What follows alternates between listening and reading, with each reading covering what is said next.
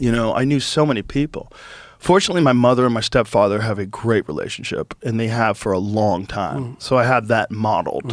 Like, they were always very close, and they didn't fight, which is really nice. It was really nice to have that as a model, like where I realized, okay, it's not, everybody's not at each other's throats all the time.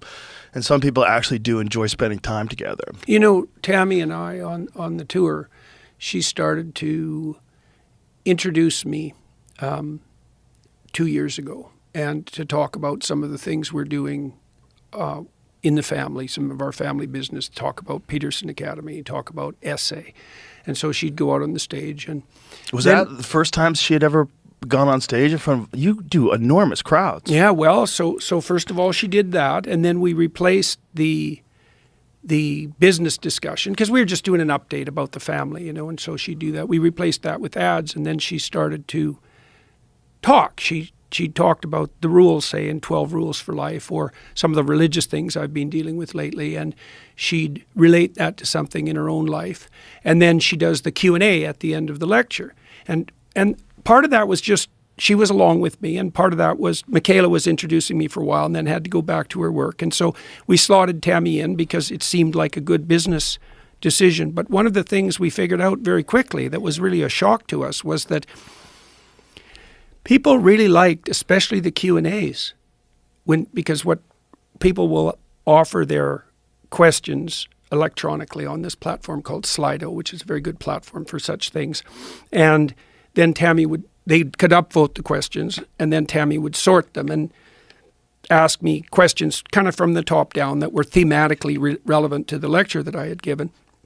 But we found very quickly that people really liked that because they hadn't seen a couple engage in civilized discussion ever.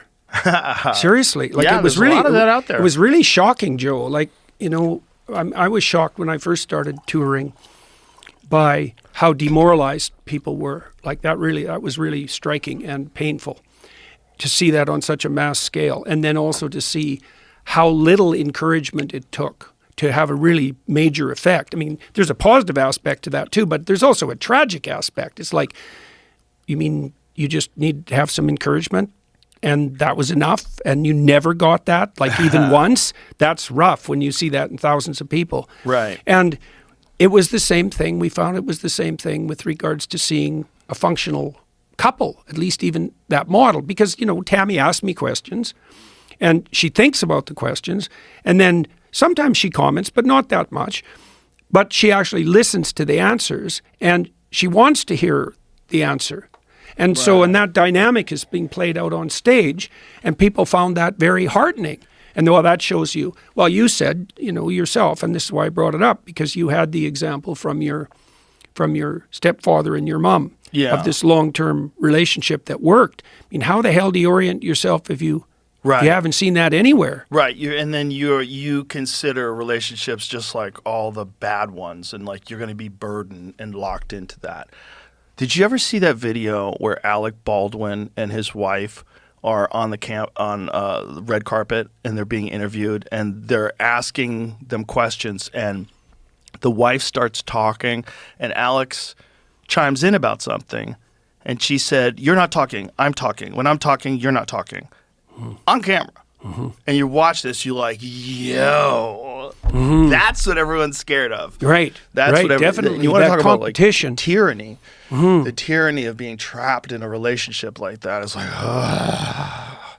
and sometimes one person is so overbearing that the other person just sort of submits to it, right? And then you're just like, I don't want to fight. I don't want to deal with this. I don't want to deal with this. And so then you're just trapped, and this person's insulting you and humiliating you publicly. That was the case with Phil Hartman. I got to see that. We would all go, we went to a party once, and I remember she was talking about ex-boyfriends, that she loves pickup trucks because her ex-boyfriends had pickup trucks, and they would climb into the back of these pickup trucks. And I was like, what the fuck?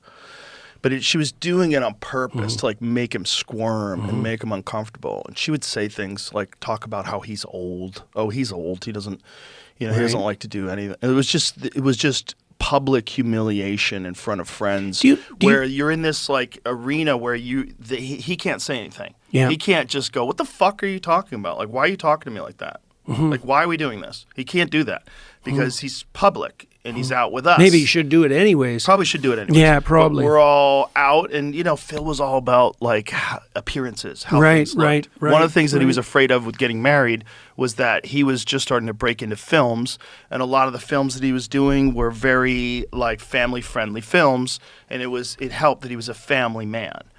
If he was right, so he had an act he had to sustain too. He had an image, right, and this was critical in Hollywood. Like they had ideas of who you were. Okay, you're a family man. Okay, good.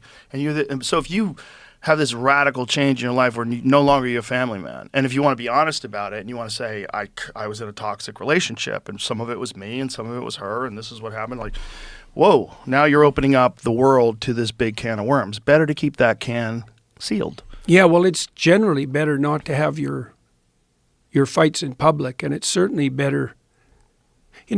I've been thinking about this commandment to honor your mother and father, and I've been thinking about what that means. I read this book called Angela's Ashes by Frank McCourt, and Frank had a really alcoholic father, like an Irish alcoholic father back in the 40s. Oh yeah, and he drank every cent the family had, and they lived in terrible poverty. And his sister died, and like it was rough.